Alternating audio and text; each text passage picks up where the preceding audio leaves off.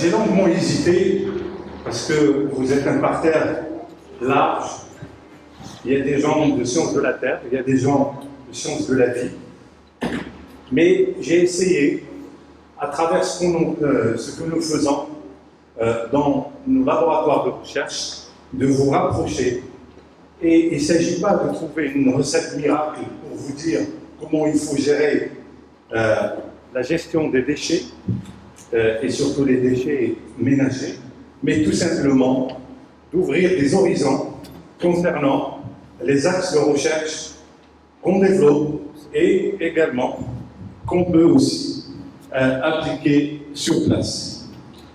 Je suis professeur à la faculté des sciences de Meknès, de l'université Moulay Ismaïl, et aussi je suis responsable de l'équipe de recherche et chargé coordinateur de projet CUI avec la Belgique, la Flandre.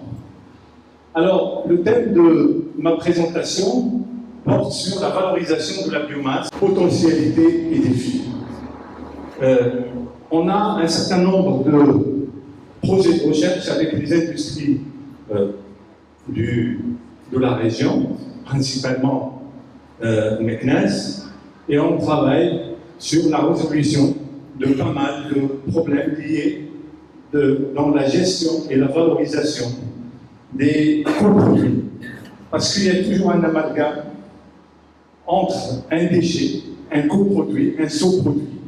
En fait, on parle toujours de déchets et ça a une connotation négative. Mais en réalité, il faut parler du potentiel en termes de coproduits et on peut valoriser en molécules, en substances, en parties très intéressantes qui a une forte valeur ajoutée. Alors, bien sûr, nous sommes ici pour parler de la gestion des déchets et on sait tous, ça a été dit depuis ce matin, toutes les conséquences liées à une mauvaise gestion des déchets et aussi par la non-utilisation de ces déchets principalement organiques et qui peuvent être une locomotive en termes d'énergie, de production, notamment le biogaz, et j'y reviens par la suite. Donc en termes d'énergie, puisqu'on parle d'énergie, c'est la guerre, vous avez vu récemment tout le problème de la flambée des prix de pétrole et toutes les conséquences en chaîne sur la consommation, sur le citoyen lambda. Bien sûr, nous sommes tributaires de la flambée de prix de pétrole et aussi une politique menée, soit à l'échelle régionale, soit à l'échelle nationale au niveau du gouvernement, et qui impacte considérablement la vie des Marocains.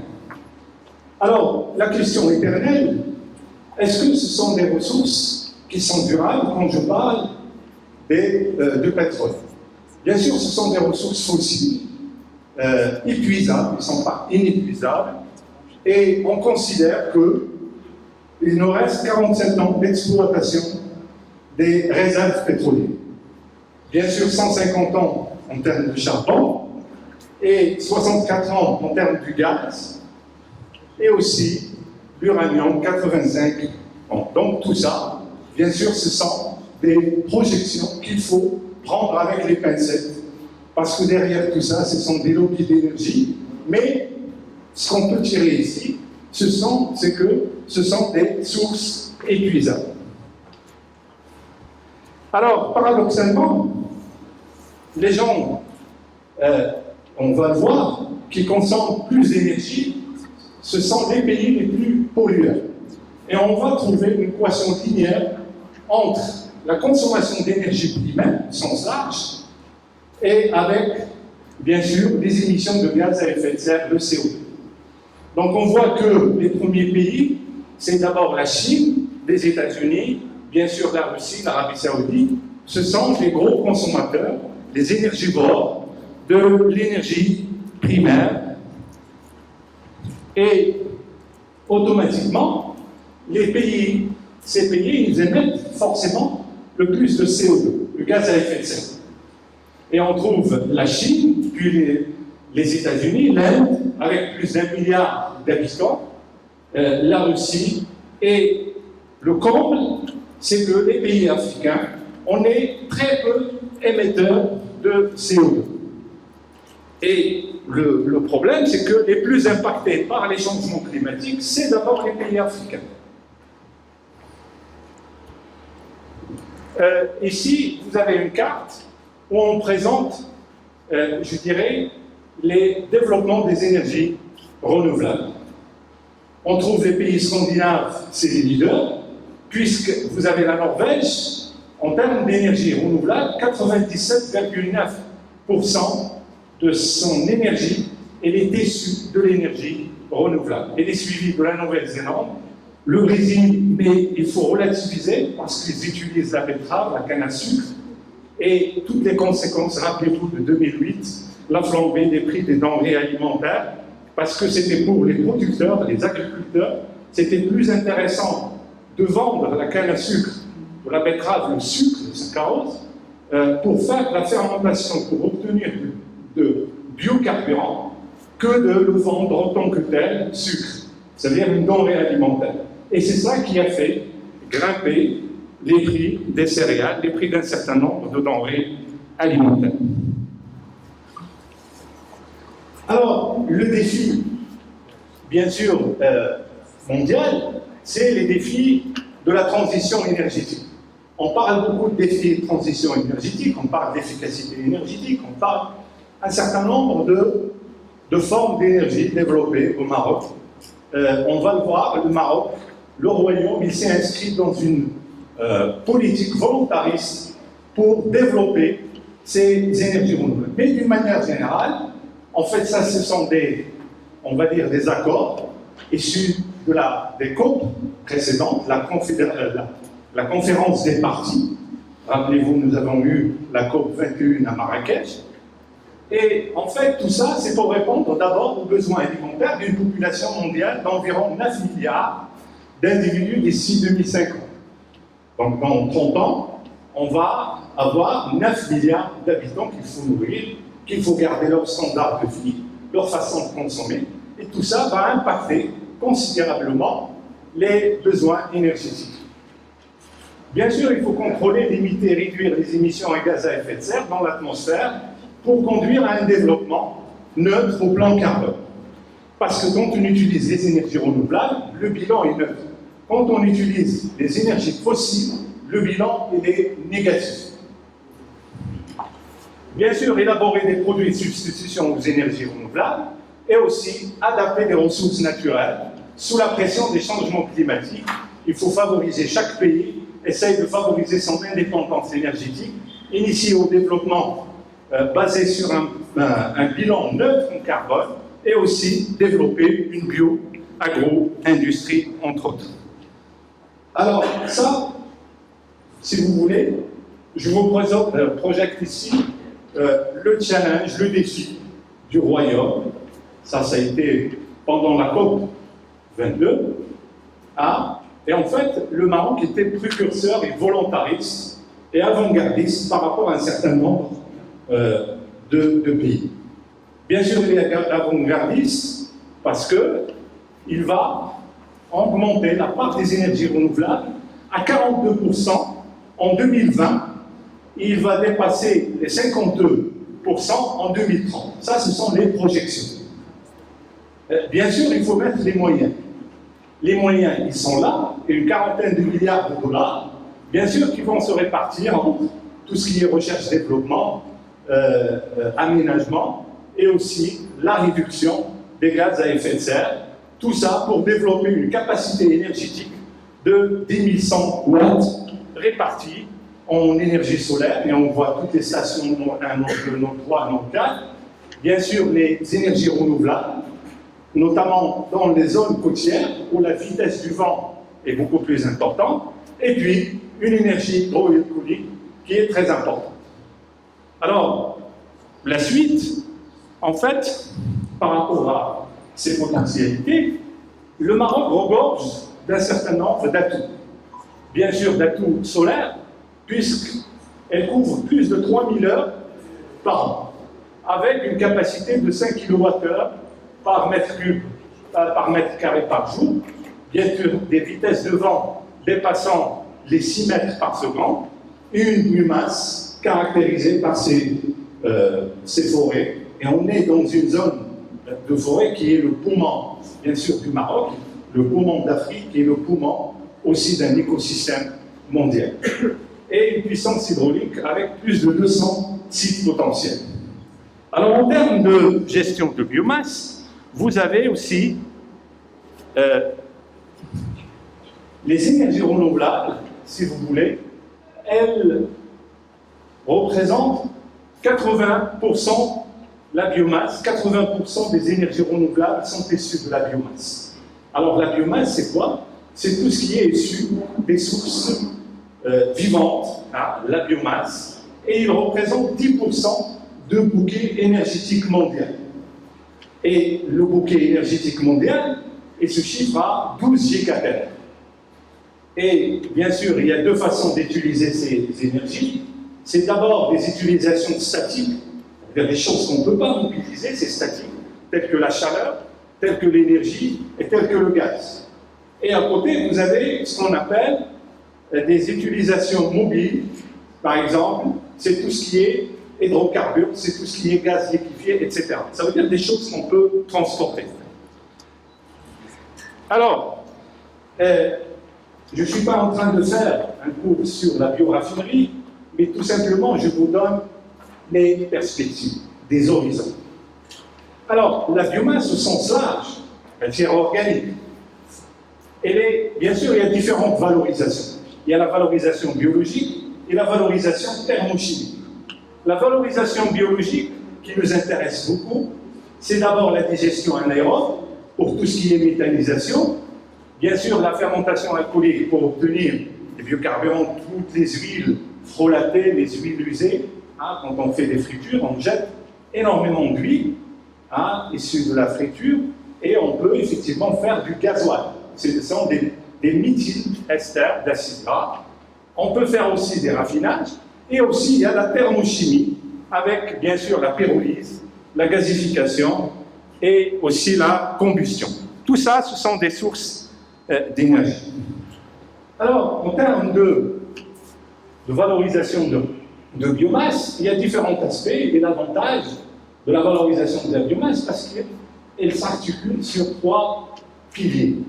Et la réussite de la valorisation de la biomasse doit s'appuyer bien sûr sur un développement durable, l'environnement, mais aussi sur une rentabilité économique, parce que si le projet n'est pas rentable économique, c'est difficile de le maintenir à des échéances plus lointaines. Donc il y a l'aspect économique, bien sûr, ça crée une certaine indépendance aux énergies fossiles, et sur l'aspect environnemental, parce qu'il est neutre en termes de dégagement de CO2, et la séquestration de CO2, et l'aspect social, parce que c'est un contribueur, ça crée des emplois dans des collectivités, dans des territoires éloignés. Alors, ici, vous avez quelque chose de très complexe, mais si vous voulez, on parle de l'énergie circulaire ou de l'économie circulaire. En fait, l'économie circulaire, elle est basée, vous avez la photosynthèse, c'est ça qui va générer de la biomasse, une bonne partie, et cette biomasse sera valorisée pour différentes issues, soit pour faire, par exemple, ce qu'on appelle les biocarburants de première génération, puis aussi, ce qui est intéressant, les biocarburants de deuxième génération, ou bien les biocarburants de troisième génération, et tout le reste, il va rester bien sûr des déchets, des cendres, et ces cendres, ils vont être de la matière minérale pour les plantes, pour recommencer le cycle de la photosynthèse. Ici, si vous voulez, c'est la valorisation de la biomasse. Qu'est-ce qu'on peut faire avec la biomasse? On peut effectivement constituer des biomatériaux pour la construction des voitures, pour tout ce qui est des avions, pour tout ce qui est revêtement, tout ce qui est bien sûr isolation, c'est à base de la biomasse, avec des résines. Bien sûr, vous avez aussi tout ce qui est précurseur, c'est dommage qu'on n'a pas un pointeur, mais vous avez des molécules, des structures différentes qui peuvent entrer dans ce qu'on appelle une plateforme moléculaire, une ressource de molécules pour faire toute la chimie classique pour la synthèse de pas mal de choses, tout ce qui est plastique, tout ce qui est vinyle, tout ce que vous voyez plastique, il peut avoir une origine, bien sûr, naturelle de la biomasse. Et aussi, on peut faire de bioénergie, le gaz, le carburant, etc., etc. Donc, vous voyez un peu, je dirais, ils sont partout. Vous avez des choses qu'on peut valoriser. Vous avez, par exemple, le sorgho, le riz, vous avez la paille du blé, la paille d'orge. Vous avez les restes du tourteau, par exemple, au cours de la trituration, des huiles de tournesol. Vous avez, pour la trituration des huiles d'olive, par exemple, des olives, des résidus de margine ou ce qu'on appelle le grignon humide. Quand on parle des phases, c'est-à-dire la trituration en 2 phases, vous avez le tourteau et la bagasse qui est issue de la canne à sucre. Donc tout ça, ce n'est pas des déchets, mais c'est des coproduits qui ont une forte valeur ajoutée. La question qui se pose, vous avez ici un potentiel. Certes, il est important, mais difficile à exploiter parce qu'il est lié à la rigidité des structures des molécules. Et c'est ça qui donne à la plante de résister au vent, de résister à l'humidité, de résister, bien sûr, à un certain nombre de chocs physiques, chimiques. Et tout ça, ça donne à la paroi une certaine rigidité, mais que les micro-organismes, ça veut dire les bactéries ou les champignons, auront du mal d'emblée à dégrader cette matière lino-cellulosique. Et je ne vais pas rentrer dans le détail, parce que le défi, en fait, ce n'est pas d'utiliser le sucre. Pour les gens qui font des sciences naturelles, ce n'est pas le saccharose ou le glucose, ça, ce sont des substrats facilement assimilables. Par contre, tout ce qui est matière lino-cellulosique, la lignine, la cellulose, l'hémicellulose, c'est quelque chose de complexe. Et la première ressource biosphère sur la planète, c'est la cellulose. Et si on arrive à maîtriser l'exploitation de la cellulose, ben on aurait gagné un grand défi, justement, d'exploitation. Alors ici, c'est pour montrer la matière lino-cellulosique, il est complexe, parce que vous avez la cellulose, avec des interactions de liaison hydrogène, qui va interagir avec l'hémicellulose, par des liaisons hydrogène, et puis l'hémicellulose avec la lignine, par des liaisons covalentes, des liaisons éther ou ester. Et tout ça constitue ce qu'on appelle la matière lino-cellulosique. Alors, ici, vous avez les différentes molécules qui peuvent être issues de l'exploitation de cette matière lino-cellulose. Vous avez, et qui ont un fort potentiel en termes de valeur ajoutée commerciale. Vous avez des furanes, des acides organiques, et vous avez bien sûr des aromatiques pour faire tout ce qui est molécules antioxydantes, bien sûr faire des résines, des cols, etc., etc. Alors, il y a eu pas mal de recherches pour exploiter cette biomasse lino-cellulosique. Bien sûr, la nature, elle seule, n'est pas suffisante pour accélérer le processus parce que ça prend des années. Bien sûr, la recherche, le traitement physique, le traitement mécanique, elle est là pour accélérer ce processus. Au lieu que ça prend 100 ans, il va accélérer peut-être 1 année, ou 6 mois, ou 12 mois. Et ça, c'est bien sûr le biais des traitements, ce qu'on appelle par des procédés chimiques mécaniques. On peut faire des broyages. À l'université, nous disposons maintenant d'un système de broyage pour broyer la paille, pour broyer le grignon, avec bien sûr une granulométrie beaucoup plus fine, pour permettre à ce moment-là de faire agir les micro-organismes pour la dégradation. Ce que je vous montre ici, bien sûr, il y a eu différentes recherches pour la façon de broyer. Et vous avez différents broyages, soit par effectivement des broyages classiques, ou par ce qu'on appelle vibro-ball mailing, ou bien par l'impact des balles, des plants, en fait, qui vont circuler avec une vitesse beaucoup plus importante, qui vont écraser cette matière lino-cellulosique. Ça peut être le grignon, la dôme des zitoun, ça peut être la paille, toute la matière solide, difficile à craquer. Alors ici, c'est un procédé que je vous montre qui est très important parce qu'il n'y a pas de rejet liquide. On ne va pas faire ce qu'on appelle l'extraction des molécules. On va utiliser un traitement mécanique, zéro rejet liquide, et on va utiliser aussi, par les propriétés électrostatiques, séparer les molécules chargées positivement des molécules chargées négativement.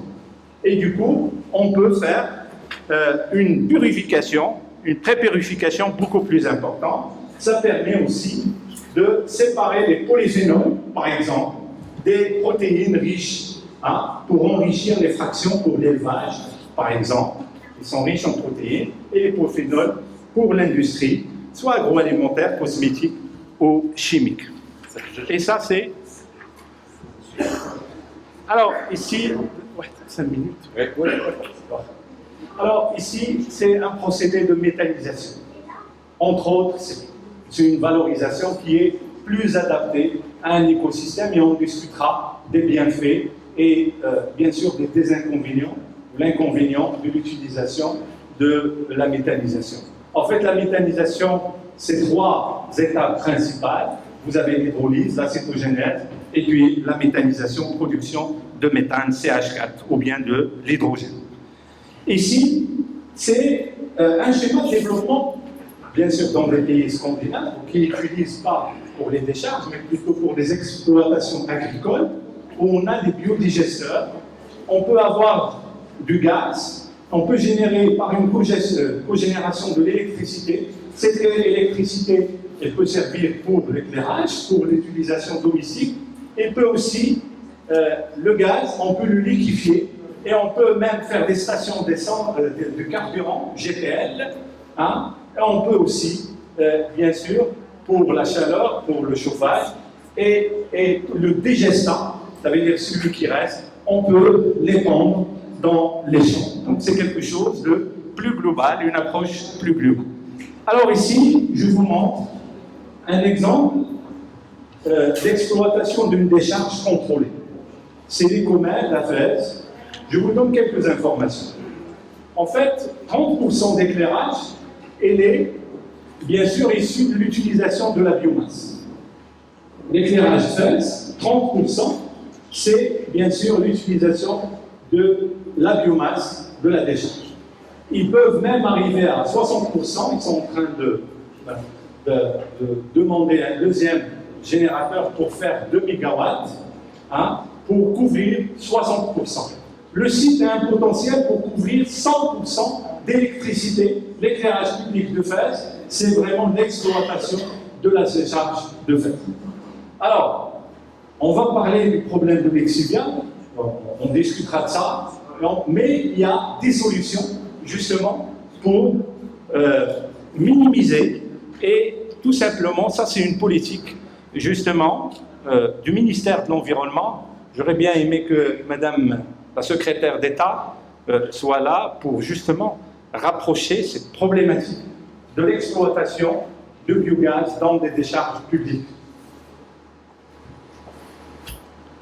Alors, nos axes de recherche, rapidement, en fait, on valorise les sous-produits de l'industrie agroalimentaire, le marc de raisin, le grignon, et puis pour tout ce qui est pectine. Et on isole aussi les enzymes à partir des champignons filamenteux, et aussi on optimise les procédés de fermentation. Ça, ce sont les biotopes, les différents biotopes qu'on a utilisés, du compost, le bois, et voilà le potentiel, plus de 9000 tonnes de marc de raisin des celliers de Meknès, parce qu'on a un projet avec les celliers de Meknès. On a avec Oliafood aussi, où il dépasse 4000 tonnes de grignons chaque année, et puis des pectines de la société Les Conserves de Richard. Alors, ici, je vous montre un exemple. On va vers le développement, ça y est, avec un consultant étranger, pour valoriser les marcs. Vous avez le marc fermenté et le marc frais, parce qu'il y a une différence et on peut extraire tout ce qui est colorant. On peut même extraire de l'alcool, on peut utiliser pour la combustion, et on peut extraire des antioxydants, et on peut extraire aussi des huiles de pépins de raisin qui sont très recherchées et ils sont riches en acides gras polyinsaturés. Ça, c'est en fait Aussi, on peut faire de ce qu'on appelle les biofertilisants. M. Béhi vous parlera bien sûr de l'utilisation de ces coproduits pour obtenir tout ce qui est biofertilisant et compost. Alors ici, c'est un schéma complexe. Comment on valorise les mares? Vous avez différentes utilisations, mais tout ça est issu du marc de raisin. Vous voyez, il y a la ligne, il est riche en éthanol, mais malheureusement, la politique, c'est pour ça que j'aurais bien aimé que la ministre soit là, parce qu'on a un scénario. On ne peut pas faire de la distillation de l'éthanol. Et c'est des tonnes d'éthanol qui sont brûlées.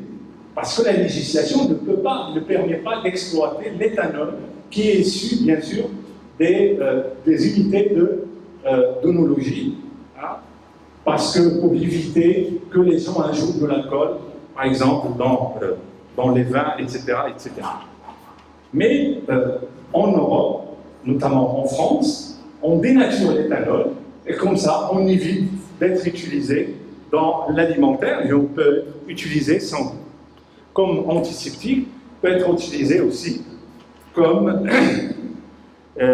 énergie pour la combustion. Ici, c'est une méthodologie pour isoler les champignons. On a une collection de champignons et on travaille avec différentes écoles. On travaille avec l'École centrale de Paris, l'AgroParisTech. On travaille aussi avec Supagro de Montpellier et aussi avec les Belges, l'Université de Gand, dans le cadre de ce projet de coopération belgo-marocain. Alors, on a isolé des dizaines de souches très intéressantes, hein, qu'on a caractérisées sur le plan moléculaire, sur le plan biochimique. Bien sûr, on a dosé les enzymes, les cellulases, différentes formes de cellulases, les lignases, les hémicellulases. Donc tout ça, ça a été optimisé. Et je vous remercie pour votre attention.